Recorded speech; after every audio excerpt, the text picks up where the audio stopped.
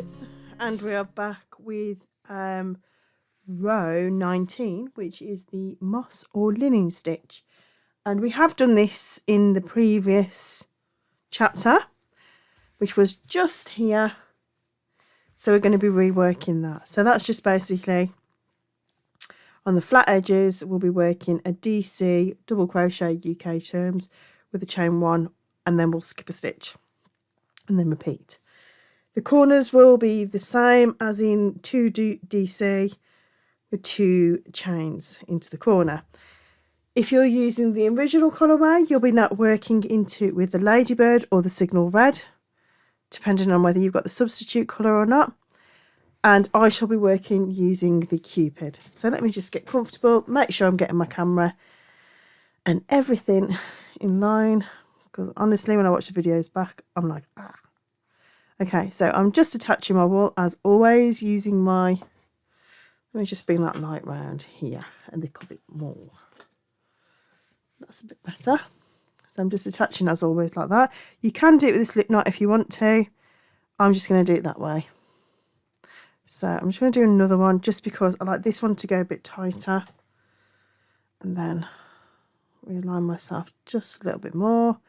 I am going to go slower, I know. You're probably getting annoyed. Right, so that's my double crochet. So 1, 2. Hang on, let's start again. Looked a little bit messy. Also, because of the way in which the stitches lie, because they're not lying in the stitch head itself, they're lying in between. It's pushing the stitches out slightly, so they're taking up a little bit more room than normal, which is causing a bit of fraying. In other words, a bit of curling. Don't worry about it too much, because when we put the other rows on, it should steadily flatten itself out. Let's just create that double crochet, another double crochet, because we need 2 in the corner. Just pull that a little bit. 1, 2, and then another 2 double crochets, and another 2. Right, I know that I'm going fast on some of the stitches. It's purely because I'm assuming that some of you have already made those stitches before. So we're working the UK double crochet. Oh, if it is that you're looking at, sorry, my phone is on. Didn't realise, turn it down. If you are in America or the USA, it will be classed as a single crochet, but in UK, it is a double crochet. So we're going to skip that stitch because we've done a chain here, and then we're going to go into the stitch head. So we're working in the stitch heads right now. I'm just going to double check that just in case.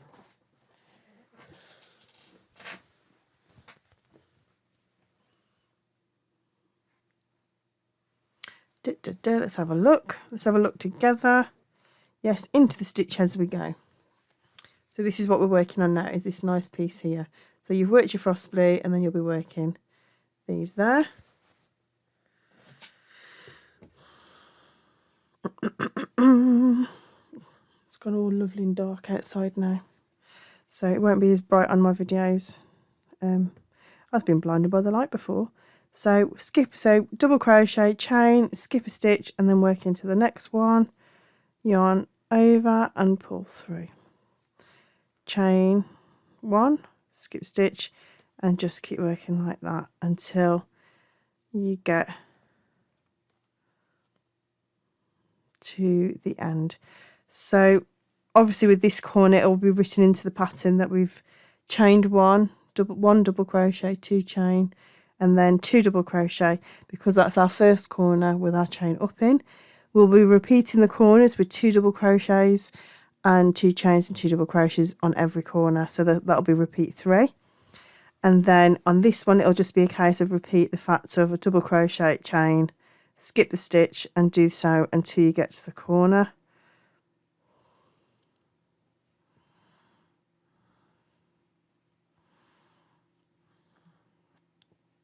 Like so.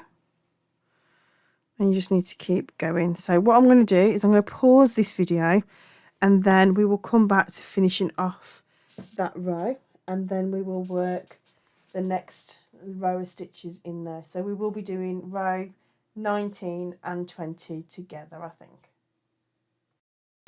So I have worked on our double crochet, our moss stitch, which is a double crochet chain, and the chain space that we've created is by skipping the stitch below. So it's double crochet, chain, skip stitch below, and then repeat, and you do the same again and again, which is what we did on the row that was right here, just after the granny squares.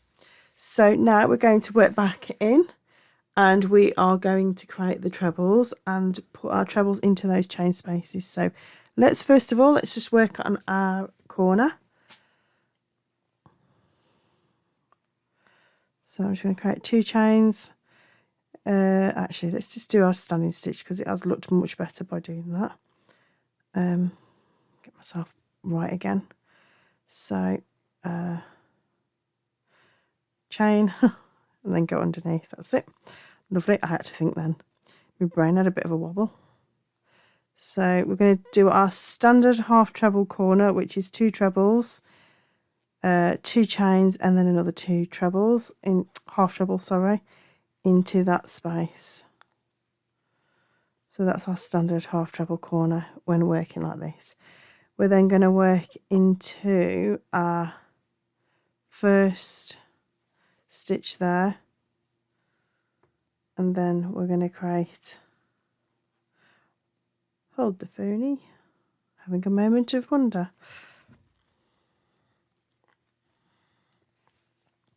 We're going to work the first 2 stitches into our chain space. Hold the phone. There we go. So we're going to work it like that. So do the same again, working 2 trebles, half trebles, into those chain spaces. So we get that nice effect. So same again, 3 loops, yarn over, go through all 3 loops, yarn over, go into that same chain space, and we're just going to work half trebles into our chain spaces. They will not be going into the stitch heads of the double crochet. They will be going into the space created when we created our chain on our moss stitch. You can work straight into there. Whoops. So that it will look like that and it will not stand out. So obviously if you're doing this in the frost blue and the red, that'll stand out even more. For those of you who love a bit of pink Barbie time, this is probably the perfect blanket.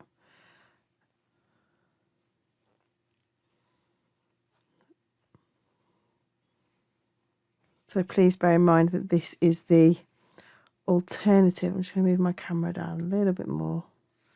The alternative colourway.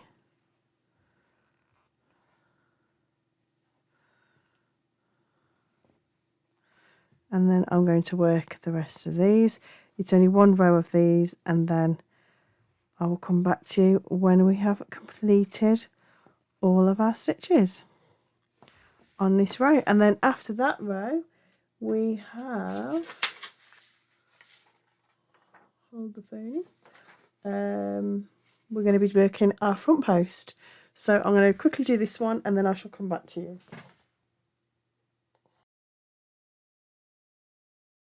Okay, so I have come back now and returned with my trebles, my half trebles all completed, and my moss stitch is looking rather good. So it's a nice little accent to just bounce those simple stitches, and again using a simple stitch method to create something, you know, with a little bit of detail and that doesn't take too much to do. So it's a nice way of breaking a colour up. I must admit, moss stitch is a really nice stitch. If you come back in and repeat this on the different rows and different colours, it can look, very effective. So what we're going to do next is we're going to look at creating the back post treble. If you've never done back post, again, remember the first video that we did for chapter 2, which was we talked about the stitch architecture. So in that stitch architecture, we have obviously the stitch head and the stitch post or column, but we'll call it stitch post for now. It's probably easier. So what we're going to do is we're going to look at how to find how we work the back post, because this is the bit that can be the tricky bit. is just understanding how your hook works. So if you were to do the front post, a front post stitch, the post would sit at the front of your hook. If you're doing a back post, then the post will sit at the back of your hook. So bear that in mind. So first of all, we're doing a back post. So rather than going through the stitch head, we are going to attach our wool around the post of our stitch below. So take your hook from behind and just make sure that that column is sitting at the back of your hook. Engage your wool, so pull through all the way through, and this is another way to do a standing stitch, and we can just then go for that bottom loop, go up one, and that is how we create a standing stitch on a back post. Into the corners we'll just be doing our half trebles, because the half treble will be the same height as our back post, because it'll be sitting a little bit lower than normal. So we're going to do trebles around each of our stitches. The nice thing about these stitches, or this method, is again you're using a simple stitch, but it all comes down to stitch placement, and that will allow you then to have a nice textured stitch that makes the stitch head sit forward. So yarn over, go through, go into underneath, and then into the space between those two posts, so that your stitch is on the back. Sorry, I moved my arm, I'm creating shadow. Pull your wool through, and then you've got 3 loops on your hook. Then just work your treble. So yarn over, go through the front, and then push through the back, and then your post will be on your hook. Pull your yarn through, and then just carry on doing your treble. So yarn over, push through this the space between those two posts, making sure your post is behind. Pull your yarn through, and then yarn over, through 2, yarn over, through 2, and just keep repeating that. So go through the middle of that stitch. So the stitch that you've just created and the stitch that you're going to do, go through the middle of that space, push your stitch post back, and then pop your stitch out the back there. Yarn through, yarn over twice, and yarn over again. And the more you do, the easier this becomes. So I'll just speed on a little bit just to show you what the effect should look like. So what it's basically doing is pulling, so where we've wrapped the stitches here, just underneath our stitch head, and then what that does is it pushes our stitch head so it sits more horizontally than vertical. So it pushes it forward so it can be seen. Let's just do a couple more.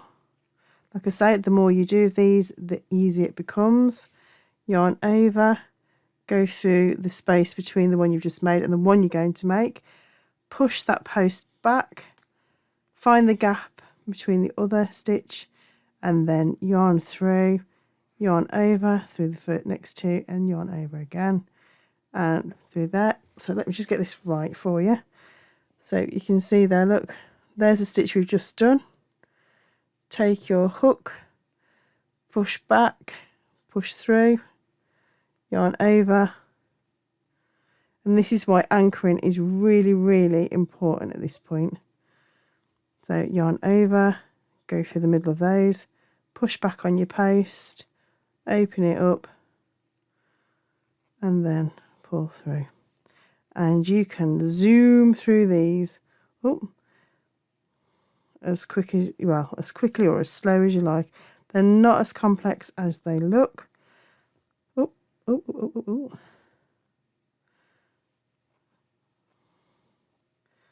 And you can just work through. So just remember your corners, there are no back posts in your corners, so you're just creating your half treble straight into those corners, and just work all your back posts from corner to corner until you get a lovely raised edge like one I made earlier. I have a very squeaky chair. There you go. So you can see how that's doing the same, and it just creates a lovely texture, simple motif, and it just looks really, really effective. So there you go.